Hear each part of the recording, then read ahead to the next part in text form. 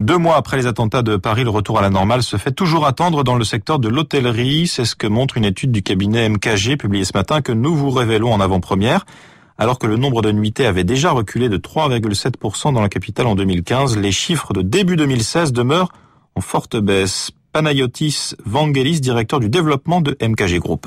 On a une fréquentation qui reste en contraction de 12% sur ces 16 premiers jours de janvier.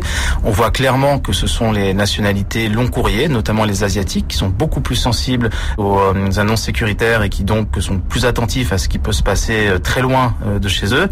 Donc ça reste des clientèles qui restent encore discrètes, même si on voit qu'on a un retour des clientèles à faire, parce que le business doit continuer, quel que soit le contexte. Les hôteliers sont plutôt concentrés aujourd'hui à essayer de retrouver une activité avec leur clientèle numéro 1, qui sont les Français et les clientèles de proximité au niveau de l'Europe. On voit un effet d'apparition, de promotion peut-être un petit peu plus marqué pour essayer d'aller stimuler cette clientèle-là, mais on voit qu'aujourd'hui, le prix n'est pas le facteur numéro 1 sur la décision de voyage auprès de ces clientèles long courrier. Quand on compare avec ce qui a pu se passer à Londres dans le métro ou à Madrid, on voit qu'on a généralement à peu près 3 mois avant de retrouver une activité assez comparable avant les événements. Vangelis Panayotis, directeur du développement de MKG Group, propos recueillis par Céline Cajoulis.